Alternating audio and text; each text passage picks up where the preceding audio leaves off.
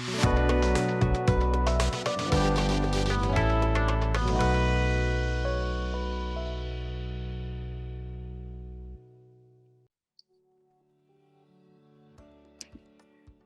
all. Welcome to Book Buzz with Tanushri. In this segment, I'm inviting guests who have read my book, Bring Out That Red Lipstick: How to Harness the Superpowers of Feminine Energies for Success, Harmony, and Well-Being. These guests have been kind enough to send me detailed review about how this book impacted them. When I wrote this book, I was a bit hesitant. Will me sharing my experiences help empower another woman like me who are going through life balancing their home, career, relationships, and personal growth? But the feedback from my readers has encouraged me to start this special series to give them a voice and space to share their experiences. After all, a woman wants all of it. Welcome to Book Buzz, Deepa.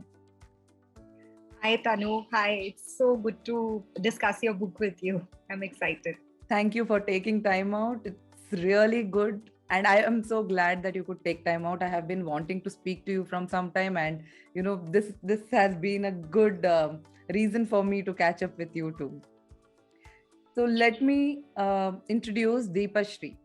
Deepa Shri Mohan manages her tech company Device Math Solutions, and they provide data analytics solution using AI and ML. And they recently launched their free e-commerce analytics app on Shopify store. Prior to being an entrepreneur, she was working with IT MNC in various capacities. She loves learning something new every day, and being an entrepreneur ensures that she meets that goal. She has an 8-year-old daughter, and she loves traveling, gardening, and reading. And that's what she mentioned to me, that's how she landed on reading my book. So let us hear it from her. What part of the book did she connect with? Thank you so much, Deepa. A warm welcome to Book Buzz. And do let our listeners and viewers also know what was the part of the book that you got connected with. So, Tanu, first of all, thank you for having me. I'm saying this again. When I read the book, now I love reading and I love exploring new things. And we are part of a community, right? We are part of the hen community. And I remember somebody mentioning that one of our members has written a book, and I was like, I have to read it because it's one of my long-term goals as well to write a book. I don't know when I'll do it, but it's on my to-do list. So I started reading your book earlier this year, and there were a lot of things that I could connect with and I could identify with. See, I've been in corporate and made a switch to entrepreneurship about 2 years ago. And when you started your journey, you spoke about the accidents that you met, and suddenly you start questioning where you are in life. Yes. Something similar happened to me about 4 years ago, where I fell ill and I didn't know whether, I'll recover well or the kind of quality of life I would have going forward. And it really made me question whether I'm doing everything that I can in my capacity and if I'm living the fullest, And I started reimagining my life, and I started focusing on things which were somewhat important to me, but always kept on the back burner. So that was one point which, made me read further, because this part comes in the introduction part, right? Yes. And I realized it's not a unique journey, and we have gone through similar things, and that got me hooked. And obviously, all the 9 steps that you mentioned in your book on the way to become, be a proud owner of the red lipstick or connect with your creative energies. I think all of them have, hit me in some places or the other. The smallest part that I can say is, I always do a to-do list before going to sleep, or at least at the start of the week, so that I know what all are the important things that I need to take care of. And the way you just said, instead of a to-do list, make it a can-do list. And the moment I did that, I realized that I started filtering the things which really didn't have a place on the list. So the to-do list suddenly became this huge activity on its own, with so many things which are jotted down, which becomes a wish list. But the Yes. moment you say it's a can-do list, you automatically take out the stuff, the menial stuff, which were probably there to just overwhelm you, which really Exactly. didn't have a place on that list. So that's, I can go on. There are so many such examples, but yeah, so like I said, the simple change and the way of doing it, and I put it on my whiteboard in my room, which my daughter has now occupied for her timetable.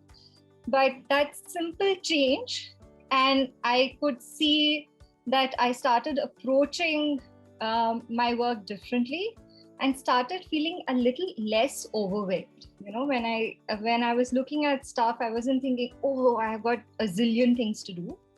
It was a different attitude mind shift which happened with that simple change. Wow. Wow. That's so nice to hear, because personally, even I had this kind of a revelation for myself when I started doing it. Because initially it was like my to-do list would never get over, even if it is like, even if I wake up at 4:30 in the morning and if I work till 11 o'clock in the night, also that to-do list would never get over. And then I would feel like, was I productive today? Yeah. Was I able to complete what I was thinking? And then I would feel like, oh no, one more day gone. And I was like, oh, tomorrow I have to tackle this now. So, yes, that overwhelming feeling, I can really relate to what you're saying. It really knocks you off at one point of time. And even if you are on track, you don't see those winning situations that you already conquered, but I think we just look at what has not been done. It's like always seeing the cup empty, half empty rather than half full. True.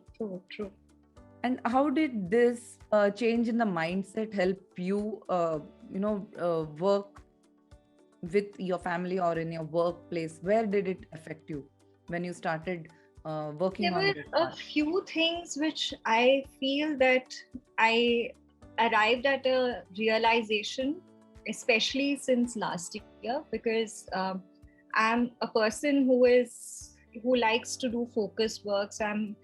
And I like segregating my different roles. So it was, when I'm in office, I'm in office. I'm not thinking about home and vice versa. But obviously, with the pandemic and everything, these roles got blurred.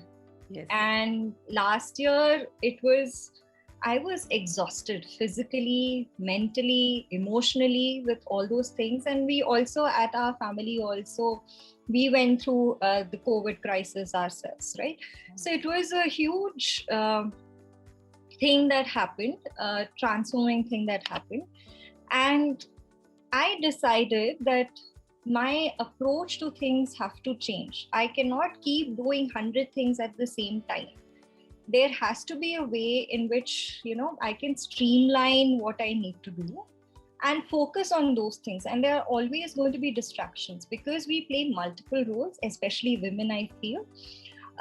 If I am at work, even if I'm at home and I'm at work, then I need to give my focus to work and ignore the other callings or my daughter making faces, etc., etc.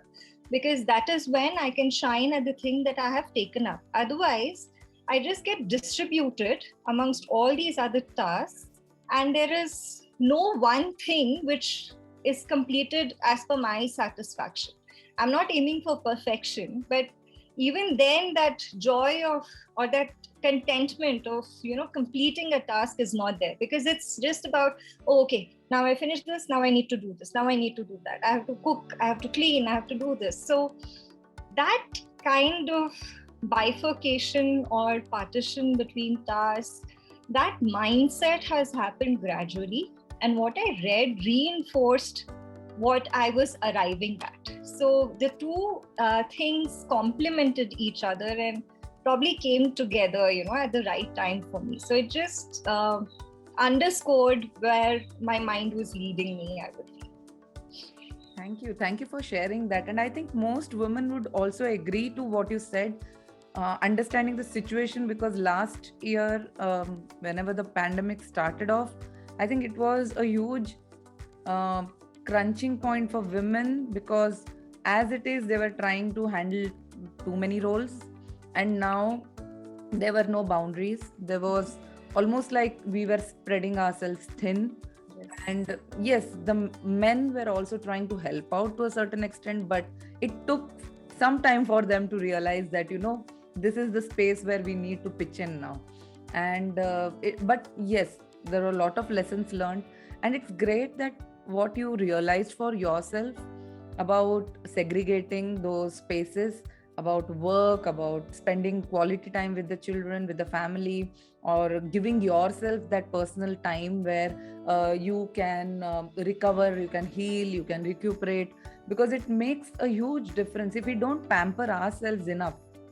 Yeah. And I have to use the word pamper because we don't even look at ourselves at some time. So I feel that we have to go to a higher level of pampering to understand or loving ourselves, and then bringing that part to share with others. Because till we don't do that, deep inside there is a part which always stays, there's a vacuum. Like you feel that I'm not done enough, I'm not done enough. And that not doing enough is not for others, it's for ourselves. Yeah. And I'll tell you a simple thing as getting a work space, a work desk for myself. I have been putting it off for such a long time. Now we have a table, and either my husband or my daughter occupy it. We have other work, places which can convert to a workspace. But I didn't have a dedicated spot. So I used to sit wherever I could. And I was like, we don't have enough space. Why do I need a table? This will just lead to more clutter and this and that. But eventually I said, no, there has to be a dedicated space, because like I said, it's also a step in creating that boundary, because I know when I'm at my workstation, I'm working. I'm not sitting on my bed. If I'm on my bed, I can either be sleeping, relaxing, or working. So now the bed becomes the relaxing place, and the table becomes the place where I focus on work. So that segregation, like I said, all these points are so interrelated. Loving yourself leads to the other point, right? Yes. And that's another thing that I felt of your book. You talk about going with the flow, and each of those things or the points that you discuss are all going with the flow. They all make sense in a whole and are dimensions of a single concept. That's another feeling I had while reading your book. Wow. Thanks so much for sharing that. And I hope you carry on these lessons for yourself and even expand on that in your life, because this should not stop. It's just a starting point. It's a beginning for discovering what we want as an individual, not as a woman or a man or a this or a that, but as an individual, what is it that we want, and how to be have that healthy relationship with ourselves. Because like you said, once you decided to have a work table, it makes a huge difference in it's a shift of attitude, straight away shift of attitude, that now you're not considering your work as secondary or I can manage it anywhere kind of a thing, but you're giving it the due respect, giving it the due time and the due space for it. Because yes, wherever we, like in energy studies, it said wherever we meditate, the energy in that space increases. Okay. And that's the way, like when we are at home, when we have loving relationships, the energy in the house becomes more warmer. It's the same way for your work. Wherever you are spending time doing your work, you're creating a space, an energy, a region of energy where you get, even if you feel low little bit on those days, because you already created that energy in that space, in the workspace, you automatically get into that mindset to now start working. Yeah. That's wonderful. Thank you so much for sharing this. And I would like to ask you, what is your biggest takeaway for yourself, and something that you started practicing for yourself and you've seen results? What is that biggest takeaway from this book? I think There are so many things, Tanu, like I said, each and every point that you have mentioned resonates so much with me. And one of the things, and I've shared this with you offline before we met, is I rediscovered painting. That's in my day job, I do data analytics. So I'm all logic, I'm all numbers. I'm all reports, and All I'm always practical seeing, reality. how these variables correlate and connect, etc., and what are the insights I can derive out of it. But when I'm not doing that, and I love traveling, obviously, that has, it's not a possibility right now. But I've discovered painting, and I painted a sari for myself. And I probably could have done it sooner, but every day, just going before going to bed, I would paint for like 10-15 minutes. I took my own sweet time doing this activity, and it just sort of cleanses the mind. It just puts you at ease. It's such a calming activity, and you start, and there's so many new thoughts which come over. So like it feels like, you're in a busy street and somebody is shouting out to you and you can't hear them. And Wonderful. suddenly you are in a zen like state, and you can hear that voice. And whatever the problems are during the day, or whatever is challenging me, or whatever I feel I don't know what to do, those 10-15 minutes are very transformative, because then suddenly I know what are the next steps I can do. So it's something that I've started doing. And I'm telling more people, okay, you want saris, give it to me, I'll paint it and give it to you. Because it's more of a hobby. It's, like I said, it's therapeutic than anything else. And I wish to continue to do so. If not saris, I have enjoyed making clay jewelry. I love cooking. So sometimes if it's not these things, I try to do some new recipe, create some new recipe. So, but the painting thing, I think, will continue for a longer time. I feel, like I said, it's about calming the mind in those 10-15 minutes more than anything else. So you have unleashed your creativity, and I think who needs meditation now?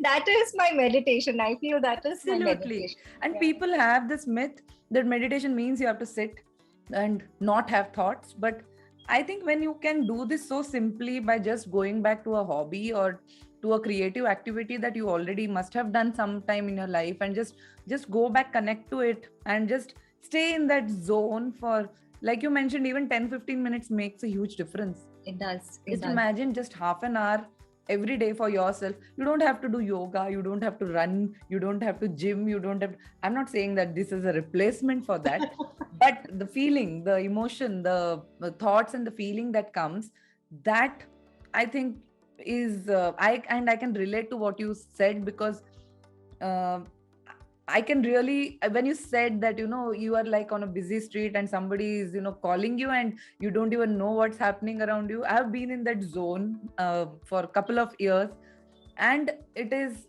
not just therapeutic. I think it is soul fulfilling kind of it just fills you from where that energy comes from, where that feeling happens, from where that satisfaction or that fulfillment comes. I don't know, but it does. It works. And it is something for everyone to experience, because even if we explain it in the most fanciest word possible, I don't think we can give that, we can transfer that feeling to someone. It has to be experienced. Absolutely agree to what you're saying. It's like rediscovering certain aspects of yourself which you had forgotten about. And sometimes, calming the mind is more important than taking an action. You need to have that thought process streamlined, or you need to bounce ideas with yourself, not act at the first impulse. And the only way you can do that is indulge in an activity which lets you hear your own thoughts. Yes, it's a grounding activity, in fact, and it just lets other irrelevant, unwanted things blur out, and just bring what makes sense, what matters the most, whether it is reasoning, whether it is feeling, whether it's thought, to just surface. I think that the best thoughts come out at that time. Yeah. So the days when I'm not painting, I like to go on a walk. So I try to do 10,000 steps a day whenever possible. But that walk part also, it's more than being active. It's also when I have time for myself. And again, like I said, the first 2 rounds are probably about getting in the rhythm. But the next few minutes or whatever time I spend walking, it's more about listening to what's in my head and finding answers to those things. So multiple activities around that, painting being the first, walking, I do my gardening. So all these things have really helped me center and really helped me gain an upper hand on my stress and anxiety, which was probably crippling the previous year. Yes. And I can relate to what you're saying about the walking part, because recently I started this. I was giving myself so many excuses, that, early morning I woke up, but just because I couldn't step out, my early morning walk is gone. And I realized that this I kept giving myself this reason over and over and over again till it were some months, and then started having aches and pains cropping up. And then I realized, what? It doesn't really matter. Even at 10 o'clock or 12 o'clock in the afternoon, I should be walking. And last 2-3 days, I have made it a point that I step out, I put on my audibles, I walk, and I get the best essence of a book when I'm reading or I'm listening like that. And when I'm back, I start my work, I feel entirely energized, not just because of the walk, but just because I let myself be with me. And I think you might also relate to this, that due to the pandemic, because everyone was at home, there was a point where you couldn't hear your own thoughts. Yeah, I can relate to that. Wonderful. Thank you so much for sharing in so much detail about what things you loved from the book, what are the things you implemented from the book. And I hope and I wish all the very best to you, to Device Math Solutions, for go ahead and have a wonderful year ahead. Pandemic or no pandemic doesn't really matter. Now is the time for your growth. Now is the time for abundance, and I wish all the abundance to you, your family, and your business. Thank you so much, Tanu. Thank you so much for joining me and sharing with me. It was fun talking to you, Deepa, and knowing you, how you analyze this book for your own situation. And this was the intention of writing this book, to get connected to women so that they don't feel they're alone. Yeah. So, dear viewers, if you are one of those who haven't yet read the book, go ahead and read it. It is available in Kindle and paperback formats on amazon.in.com.co.uk, on Notion Press, Google Books. The links for the same are available in the description. If you are the one who has read the book and liked it, please write to us at team@tanushrinayar.com and let us know what you liked about the book. Until we meet again, stay safe, stay inspired, and don't forget to bring out that red lipstick. Peace, love, and light.